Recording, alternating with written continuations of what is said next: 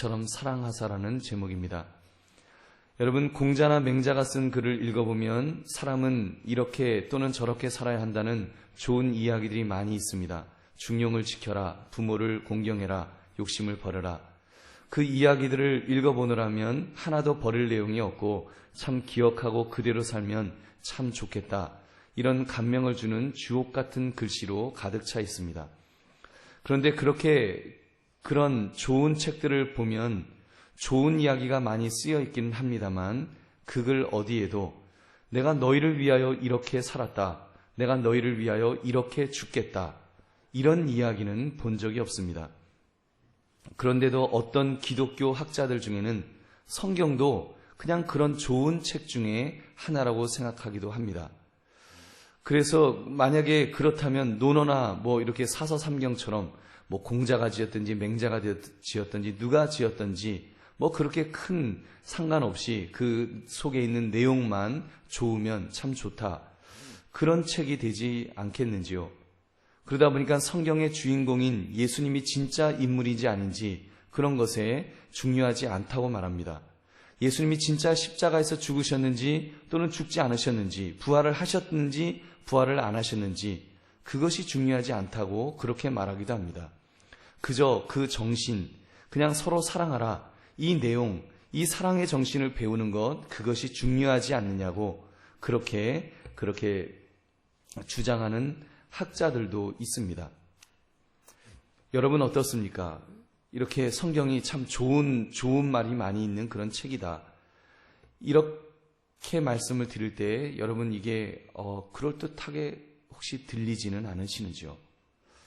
그런데 여러분, 만약 기독교가 역사적 예수, 역사적인 십자가, 역사적인 부활에 기초하지 않는다면 기독교는 유교나 불교처럼 그냥 윤리를 가르치는 그런 종교 중에 하나가 될 것입니다. 요즘 사람들은 그런 기독교가 쿨하다고 말합니다. 너무 독선적으로 기독교만 진리다 그렇게 말하지 말고 그저 기독교인들은 그저 교회 잘 다니고 불교인들은 절에 잘 다니고 이렇게 무슬림은 회교 사원에 잘 나가면 된다, 이렇게 말하기도 합니다.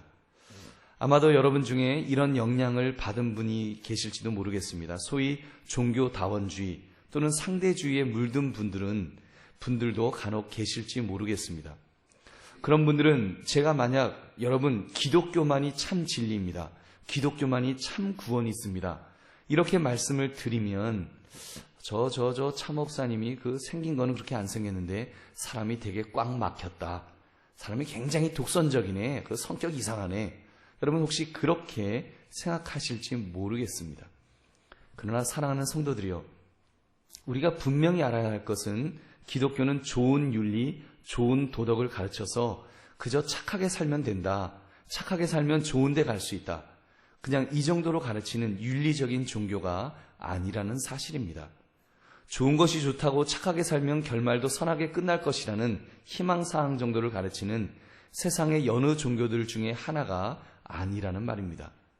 그냥 좋은 것 가르치는 종교라면 저도 불교인은 절에 잘 다니시고 무슬림은 이슬람 사원에 잘 가시고 기독교인인 우리만 교회 잘 다닙시다, 이렇게 말할 것입니다.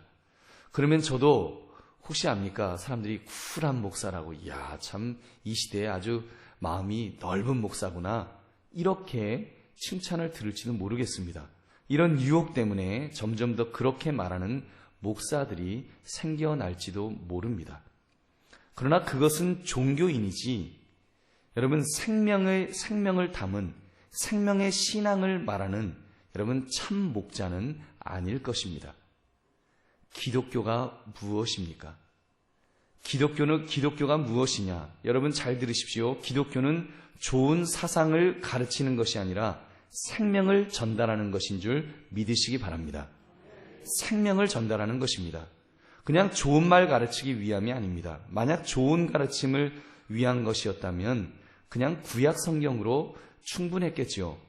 구태여 하나님의 아들 예수 그리스도께서 이 땅에 오실 필요도 없으셨고 십자가에 죽으시는 일 따위는 더더군다나 여러분 그 필요가 없었을 것입니다. 그러므로 우리는 분명히 알아야 합니다. 성경이 우리에게 하시는 말씀이 무엇인가? 좋은 말씀 듣고 착한 사람 되라는 것이 아니라 생명의 말씀 듣고 생명을 얻으라는 것인 줄 믿으시기 바랍니다. 여러분, 생명을 얻는 것, 이것이 중요합니다. 한번 따라 하시기 바랍니다. 우리는 좋은 사상 배우는 것이 아니라 생명을 얻기 위함이다. 여러분 믿으십니까? 여러분, 그러므로 신앙생활은요, 죽느냐 사느냐 이 문제를 다루는 것입니다. 죽느냐 사느냐를 다루기 때문에 하나님의 아들이 대신 죽으시는 십자가 사역이 필요했던 것입니다. 여러분, 오늘 본문 요한복음 3장 16절은 그것을 말씀합니다. 하나님이 세상을 이처럼 사랑하사 독생자를 주셨으니 이는 그를 믿는 자마다 멸망하지 않고 영생을 얻게 하려 하심이라. 아멘. 하나님께서 그 생명의 길을 열어주셨다고 말씀합니다. 예수님을 믿으면 영생을 얻는다. 여러분, 예수님께서 친히 말씀하셨습니다. 요한복음 6장 48절 말씀, 내가 곧 생명의 떡이니라. 요한복음 6장 35절 말씀, 예수께서 이르시되 나는 생명의 떡이니 내게 오는 자는 결코 줄이지 아니할 터이요 나를 믿는 자는 영원히 목마르지 아니하리라. 요한복음 6장 33절, 하나님의 떡은 하늘에서 내려 세상에 생명을 주는 것이니. 아멘. 여러분, 생명을 주는 것입니다. 예수님은 그 생명을 말씀하고 계십니다. 그것도 영원한 생명, 영원히 줄이지 않고 영원히 목마르지 않을 그 영생의 말씀을 하고 계신 것입니다. 기독교는 바로 그 생명을 다룹니다. 그래서 여러분, 기독교는 다른 종교와 그 강조점이 다릅니다. 가르치기 위한 것이 아니라 여러분, 생명을 주기 위함입니다. 생명을 주기 위함입니다. 여러분, 생각해 보십시오. 그냥 좀 가르쳐 주려고 좋은 것 가르쳐 줄 것 같으면 누가 자기 아들을 죽이기까지 가르치려고 할까요? 그냥 좋은 도덕적 이론을 주장하기 위해서 구태여 하나님이 죽으실 필요까지 있으셨겠냐는 말입니다. 그런데 성경은 무엇이라고 말씀합니까? 종교를 가르치기 위함이 아니라 생명을 주기 위하여 그 독생자를 주셨다, 아들을 주셨다라고 말씀하고 있습니다. 여러분, 이제 좀 기독교의 강조점이 좀 더 확실하게 이렇게 마음에 와 닿으셨을 것입니다. 좋은 이야기를 해 주시려고 외아들을 주신 것이 아닙니다. 생명을 주시려고 외아들을 주셨습니다. 이 주셨다는 말은 그 아들을 죽이셨다는 말입니다. 주셨다는 말은 그 아들의 생명을 주셨다. 그 아들을 죽이셨다. 여러분, 왜 생명까지, 그 아들의 생명까지도 그렇게 주셔야 하셨을까요? 그 이유는 죄의 삭슨 사망이기 때문입니다. 우리가 그 죄의 삭슨 사망인 그 무서운 죄를 우리가 지은 것입니다. 그래서 우리는 그 죄 때문에 저나 여러분이나 모든 사람은 다 죽어야 합니다. 이 세상에 의인은 없나니 하나도 없다 그랬습니다. 한 사람도 의인이 없습니다. 그래서 그 죄 때문에 한 사람도 빠짐없이 다 죽어야 합니다. 다 멸망당해야 될 그런 존재들이었습니다. 그런데 하나님께서 이처럼 사랑하사, 우리를 사랑하셔서, 하나님이 우리를 너무너무 사랑하셔서 어느 정도 사랑하신가 하면 이처럼 사랑하사 아들을 주시기까지, 아들을 죽이시기까지 사랑하사 우리를 구원하여 주셨습니다. 할렐루야. 여러분, 그 말씀을 하는 거예요. 생명을 주시려고 그 외아들을 주셨다. 그래서 그 사형틀에, 우리가 죽을 그 사형틀, 십자가 사형틀에 아들을 대신 못 박혀 죽게 하신 것입니다. 예수님께서, 하나님의 아들이 그 십자가에서 양손 양발에 못이 박히시고 머리에는 가시관을 쓰시고 허리에는 창을 받으시면서 그렇게 죽으셨습니다. 아주 비참하게 죽으신 것입니다. 그리고는 그 십자가 형틀을 높이 세우셨습니다. 그 말씀이 바로 오늘 읽은 말씀 요한복음 3장 14절 15절의 말씀입니다. 우리 한번 같이 다시 읽어보겠습니다. 시작. 모세가 광야에서 뱀을 든 것 같이 이는 그를 믿는 자마다 영생을 얻게 하려 하심이라. 아멘. 여러분, 그 십자가를 왜 높이 세우셨다고 했습니까? 높이 세우신 이유는 높이 세웠기 때문에 그것을 볼 수 있도록 하시기 위함입니다. 쳐다보라는 것입니다. 저 십자가 위에서 죽으신 예수님, 그 예수님이 나의 죄를 위해서 죽으셨군요. 내가 그 죄를 고백합니다. 내가 고백하면 내 죄를 위하여 대신 죽으신 줄로 믿습니다. 그 고백을 할 수 있도록, 그래서 용서를 구하라고 그 십자가를 높이 세워놓았습니다. 그러면 생명을 주시겠다는 것입니다. 예수님은 죽으신 것으로 끝난 것이 아니라 사흘에 부활하심으로 우리가 그 예수님을 믿으면 우리도 생명을 얻을 수 있다. 부활할 수 있다. 새로운 생명을 얻을 수 있다. 이 약속을 우리에게 주신 줄 믿으시기 바랍니다. 그런데 여러분, 사람들은 어떻습니까? 그까짓 말, 무슨 십자가에 달린 예수를 바라본다고 살 수 있냐? 우습게 생각합니다. 그게 말이 되냐? 그것 본다고 살아나냐? 그리고 안 보는 거예요. 의심을 합니다. 믿지를 않습니다. 강팍한 마음으로 그 십자가의 신앙을 거부하는 것입니다.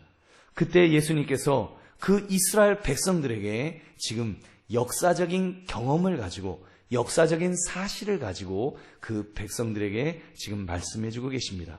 너희들 기억하지 않느냐? 이스라엘 백성들이, 너희의 조상들이 그 출애굽할 때 하나님의 말씀을 어겨서 죄를 지어서 이제 죽게 되지 않았느냐? 하나님이 불뱀을 보내셔서 모두 죽게 된 때를 너희들 기억하지 않느냐? 그때 하나님께서 모세에게 놋뱀을 만들어서 그거를 장대에 매달아서 높이 달고는 그것을 쳐다보면 살 수 있다. 그것을 쳐다보면 그 불뱀의 독이 모두 없어져서 살 수 있다. 그 말씀을 선포하러 가지 않았느냐? 그래서 그것을 본 사람은 살았는데 그것을 거부하고 보지 않은 사람들은 죽지 않았느냐? 지금 그 역사적 사실을 상기시키면서 지금 십자가 사건을 말씀하는 것입니다. 그 역사적 사실로 부연 설명해주고 있는 것입니다. 그런데 여러분, 왜 하필 놋뱀이었을까요? 차라리 거기에 뱀독에 좋다는 약재를 매달아 놓고 그것을 보라고 했으면 훨씬 더 많은 사람들이 보지 않았겠습니까? 그러나 여러분, 우리는 믿음이 무엇인지를 그것을 통해서도 알 수 있습니다. 믿음은요, 바라는 것들의 실상이요, 보지 못하는 것들의 증거입니다. 여러분, 그 볼 것을 보고 믿을 것을 믿는 것은 믿음이 아닙니다. 그냥 보는 거죠. 믿음은 무엇이냐? 보지 못할 것을 보는 것이고 믿지 못할 것을 믿는 것이 믿음입니다. 여러분, 자라에 물리면 소뚜껑만 보아도 무섭다는데 뱀에 물린 사람에게 놋뱀을 보라면 얼마나 싫겠습니까? 그러니까 사람들이 안 보는 거예요.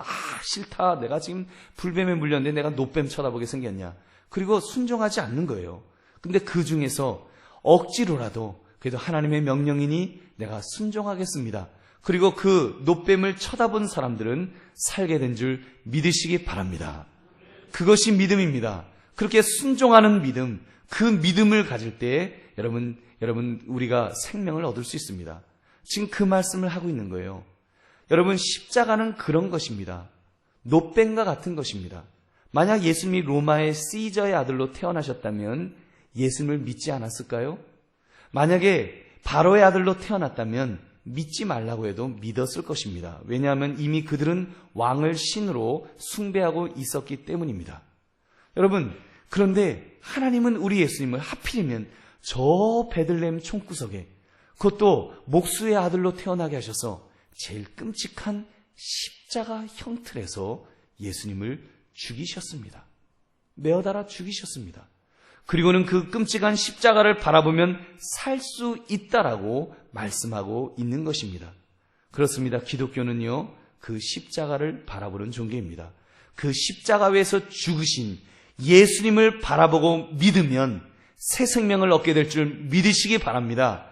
저희가 다음 이제 주일날은 부활주일이죠. 바로 그 예수님께서 십자가에서 죽으신 것으로 끝난 것이 아니라 사망 권세를 깨치시고 다시 부활하심으로 바로 우리들의 첫 열매가 되신 줄 믿으시기 바랍니다.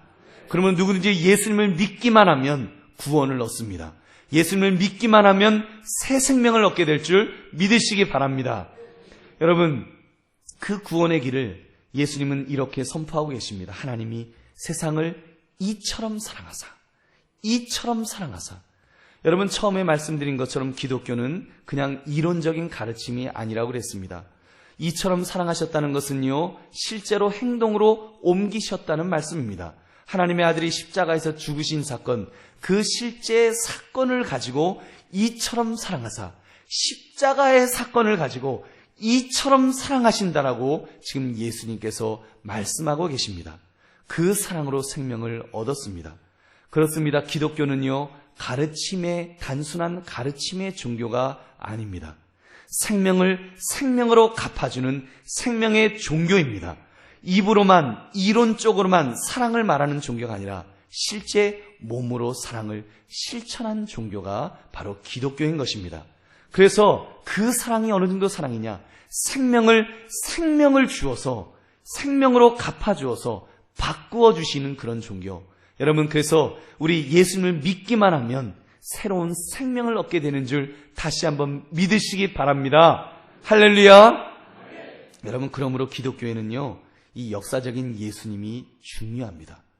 기독교에는 실제로 예수님이 십자가에서 죽으셨다고 하는 그 역사적 사실이 중요합니다. 그리고 죽으셨을 뿐만 아니라 사흘 부활하셨다. 정말 사망 권세를 깨치시고 부활하셨다. 그 부활의 첫 열매가 되셨다는 그 역사적 사실이 얼마나 중요한지 모릅니다. 여러분, 그 역사적 사실 위에서 우리의 구원이 여러분 확증되었습니다. 예수님이 십자가에서 죽으셨다가 부활하셨기 때문에 저와 여러분도 부활할 줄로 믿습니다. 영원한 생명이 있는 줄로 믿습니다. 우리도 천국에서 영원히 살아갈 그런 영생의 존재들인 줄 여러분 믿으시기 바랍니다. 사랑하는 성도들이요, 그래서요, 기독교는 유일무이한 종교입니다. 기독교는 유일무이한 종교예요. 하나님의 아들의 생명이 하나님의 아들의 생명, 예수님의 생명이 하나밖에 없으시다면 구원의 길도 하나밖에 없는 줄로 믿습니다. 그 아들이 십자가에서 실제로 죽으셨는데 구원의 길이 또 어디에 있을 수가 있겠습니까? 구원의 길이 또 있다면 어떤 아버지가 아들을 십자가에 죽이시겠냐는 말입니다. 기독교는 하나님이 실제로 액션을 취하셨습니다. 그렇게 기독교에만 생명이 있습니다. 영원한 생명이 있습니다. 하나님이 바로 몸소 행동으로 옮기심으로 구원의 길을 열어놓으셨습니다. 이론으로 열어놓으신 것이 아니라 아들을 보내시고 아들을 죽이시고 아들을 살리심으로 그 생명의 길을 열어놓으신 줄 믿으시기 바랍니다. 참 하나님은 인간을 위해서 실제로 역사 속에서 그렇게 구원의 길을 만들어 놓으시고 말씀하십니다. 하나님이 세상을 이처럼 사랑하사, 하나님이 세상을 이처럼 사랑하사 저를 믿는 자마다 멸망하지 않고 영생을 얻게 하려 하심이라. 아멘. 여러분, 우리 예수님 역시 같은 방법으로 여러분 늘 그렇게 가르쳐 주셨습니다. 그 대표적인 가르침 여러분 잘 아시는 섬김입니다. 제자들이요, 누가 더 크냐를 놓고 막 다투었어요. 예수님 이제 십자가를 지시기 바로 전인데 막 다투고 있는 거예요. 예수님 왕이 되면 내가 높은 자리 차지할 거야. 싸우고 있습니다. 그 모습을 보면서 우리 예수님 어떻게 하셨나 보십시오. 그 제자들에게 얘들아 앉아봐라. 그리고는 섬김은 이런 거야. 섬김은 다른 사람을 높여주고 내가 나를 낮추고 그리고 섬기는 거야. 이런 쪽으로 그렇게 가르치신 것 아닙니다. 예수님은 친히요 그 수건을 허리에 동이시고 물을 떠다가 제자들 앞에 무릎을 꿇으셨습니다. 그리고 더러운 그 제자들의 발을 하나하나 닦아주시면서 예수님께서 가르쳐 말씀하셨습니다. 요한복음 13장 14절 15절 말씀. 내가 주와 또는 선생이 되어 너희 발을 씻었으니 너희도 서로 발을 씻어주는 것이 옳으니라. 내가 너희에게 행한 것 같이 너희도 행하게 하려 하여 본을 보였노라. 아멘. 예수님은 직접 몸으로 행동하심으로 그 섬김을 가르쳐 주셨다는 말씀입니다.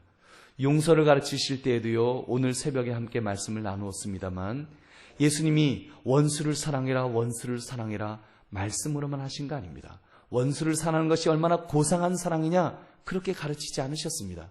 예수님은 원수를 사랑하라 말씀하시놓고는 그대로 실천하셨습니다. 십자가에서 그 갖은 수모를 당하시면서 그 갖은 고초를 당하시면서 그 자기를 십자가에 못 박은 그 사람들을 향하여 예수님께서 말씀하셨습니다. 저들의 죄를 사하여 주시옵소서. 저들이 알지 못함이니이다. 여러분, 우리 예수님 그런 예수님이십니다. 몸소 행동으로 옮기시는 예수님. 사랑하는 성도들이여, 오늘 우리가 이 설교 후에 이제 세례식을 할 것이고 이어서 성찬식을 우리가 거행할 것입니다. 이 세례와 성찬을 합하여 성례라 부르는데 이것을 가리켜서 하나님의 은혜의 방편이라고 말합니다. 하나님께서 우리에게 은혜를 주시는 그런 수단이라는 그런 뜻이지요. 여러분, 우리 성찬식 때 그냥 카스테라를 갖다가 나누어 먹고 포도주를 쬐끔한 잔에 따라서 마시는 것, 그냥 그거 먹고 마시자고 그것 하는 것 아닙니다. 여러분, 예수님께서요, 십자가 위에서 죽으시기 바로 전날 제자들에게 바로 이 성찬식을 거행하셨습니다.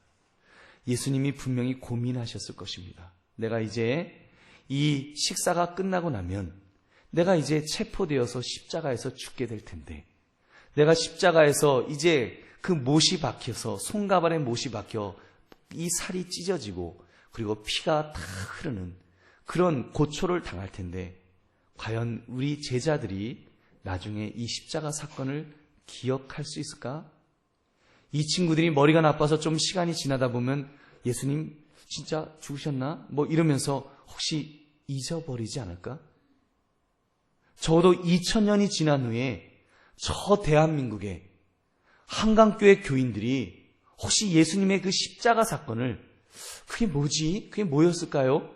혹시 잘 모르지는 않을까? 예수님 분명히 그 고민하셨을 것입니다. 그리고는 예수님께서요, 여러분 어떻게 하셨는지 보십시오. 그 고민을 한번 여러분 느껴보십시오. 예수님이 떡을 떼시면서 바로 이렇게 말씀하셨습니다. 마태복음 26장 26절.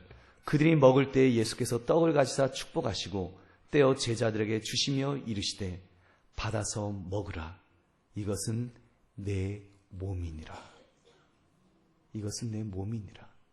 그래서 식사할 때마다, 그리고 이렇게 성찬을 할 때마다 제자들로 하여금 그 떡을 떼면서 예수님의 몸이군요. 여러분, 마태복음 26장 27절 28절 말씀, 또 잔을 가지사 감사기도 하시고 그들에게 주시며 이르시되 너희가 다 이것을 마시라.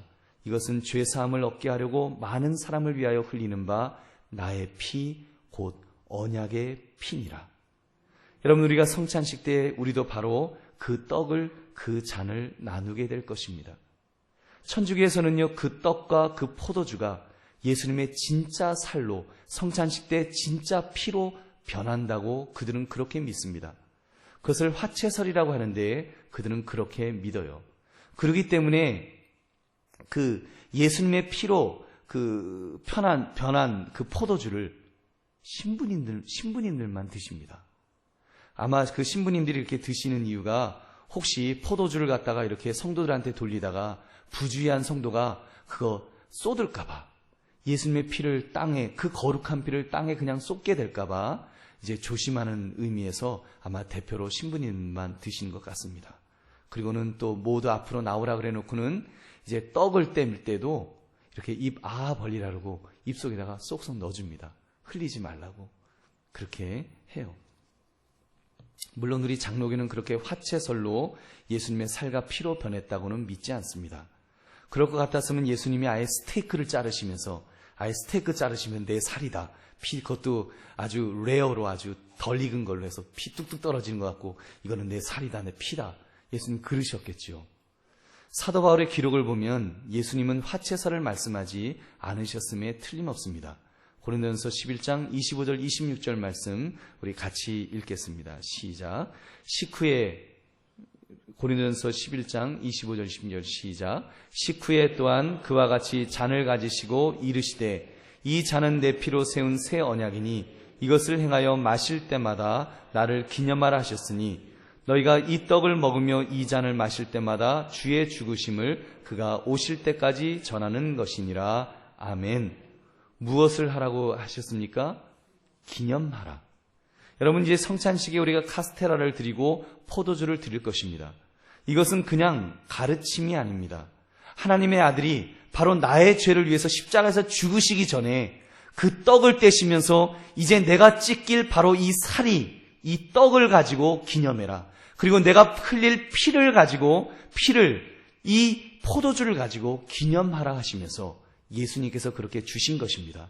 자, 여러분, 그 성찬식에 우리 예수님께서 영적으로 임재하십니다. 함께 하십니다. 우리가 떡을 떼면서, 우리가 잔을 나누면서 바로 하나님 예수님께서 임재하시면서 우리에게 영생의 은혜를 부어 주실 줄로 믿습니다.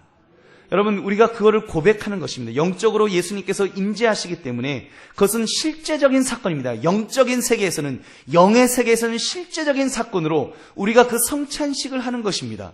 그래서 그 성찬식은 은혜의 방편이 되어서 우리에게 놀라운 은혜를 주시는 줄 여러분 믿으시기 바랍니다. 그 성찬식을 하면서 우리가 마음으로 믿고 입으로 시인하면 우리에게 생명이 부어집니다. 로마서 10장 9절 10절 말씀, 내가 만일 내 입으로 예수를 주로 시인하며 또 하나님께서 그를 죽은 자 가운데서 살리신 것을 내 마음에 믿으면 구원을 받으리라. 사람이 마음으로 믿어 의에 이르고 입으로 시인하여 구원에 이르느니라. 아멘. 여러분, 마음으로 믿으십니까? 여러분, 입으로 시인하십니까? 여러분, 우리 성찬을 통해서 정말 예수 그리스도의 피와 살을 기념하면서 또 주님께서 영적으로 임재하심으로 우리에게 그 새로운 생명을 부어주시는 줄로 믿습니다. 그 생명의 잔치에 우리가 동참하는 것입니다. 그 은혜 받으시기를 주의 이름으로 축원합니다. 여러분, 말씀을 맺습니다. 이처럼 사랑하사. 이것은 말로만 하는 사랑의 교훈이 아니라고 말씀을 드렸습니다. 실제로 그 아들이 이 땅에 오셔서 그 손과 발에 못이 박히시면서 살이 찢기시면서 피를 흘리시면서 바로 우리들을 그렇게 사랑해 주신 것입니다. 실제적인 사건으로 사랑해 주셨습니다. 그래서 이제는 나를 믿어라. 그리고 그 예수님을 믿고 그 죄를 그 예수님께 고백하면 예수님이 우리의 죄를 다 용서하여 주십니다. 그리고 예수님께서 그 사망 권세를 깨치시고 부활하신 것처럼 우리도 그 예수님을 믿기만 하면 우리도 부활의 생명을 얻게 되는 것입니다. 우리도 영원한 생명을 천국에서 살게 되는 줄 다시 한번 믿으시기 바랍니다. 여러분, 그 사랑을 받았습니다. 그 사랑은 정말 생명을 주는 사랑이므로 누구든지 저를 믿는 자마다 영생을 얻었습니다. 하나님의 아들의 피값으로 그 아들의 생명이 우리에게 주어졌습니다. 영원한 생명입니다. 그러므로 다른 곳에서는 여러분 구원이 없습니다. 오로지 예수 그리스도를 통해서만 구원이 있는 줄 다시 한번 믿으시기 바랍니다. 더 이상 긴 말씀 드리지 않겠습니다. 이런 사랑을 받았으니 여러분 어떻게 내가 사랑하며 살아가야 될지 여러분 잘 아실 것입니다. 십자가는 그 사랑의 방법을 알려주십니다. 우리가 수직적으로 하나님의 사랑을 받았으니 우리가 수평적으로 이웃을 사랑해야 된다고 말씀하십니다. 여러분, 바로 고난주간 우리가 예수님의 고난을 생각하면서 예수님이 그렇게 나를 사랑하셨군요. 이처럼 나를 사랑하셨군요. 그 사랑을 받은 대로 우리가 사랑을 실천합시다. 내 사랑이 필요한 분이 있으면 그분에게 사랑을 전하시고, 특별히 이 복음의 말씀이 필요한 사람이 있으면 그 말씀을 그들에게도 전하여 주십시오. 특히 나는 사랑을 못 받았다. 나는 우리 부모님에게 사랑을 못 받고 남편에게 아내에게 사랑을 못 받고 자식에게 사랑을 못 받았다. 그래서 마음이 난 너무너무 우울하다. 혹시 그런 분이 계시다면 오늘 이 말씀을 통하여 이처럼 사랑하사 그 하나님의 사랑을 깨달으시기를 주의 이름으로 축원합니다. 여러분, 내가 만약에 사랑 못 받았다고, 난 사랑 별로 받은 거 없다고 그렇게 말하고 탄식한다면 우리 하나님께서 이처럼 사랑하신 그 하나님께서 얼마나 마음이 아프실까요?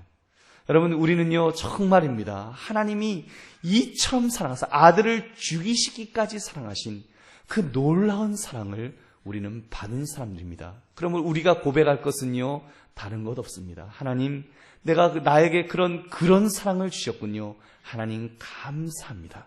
감사합니다. 감사합니다. 감사해야 될 것입니다. 이번 고난주간 동안에 여러분, 예수님의 그 고난을 하나하나 짚으면 짚으실수록 하나님께서 그만큼 나를 사랑하셨다는 것을 다시 한번 깨달으시는, 사랑을 확인하는 시간 되시기를 주의 이름으로 축원합니다. 그러므로 여러분, 사랑의 그런 고백 속에서요 십자가의 사랑을 감사하며 살아가시는 이번 고난주간, 또 부활절을 맞이하시는 저와 여러분 되시기를 다시 한번 주의 이름으로 축원합니다. 기도하겠습니다. 하나님 감사합니다.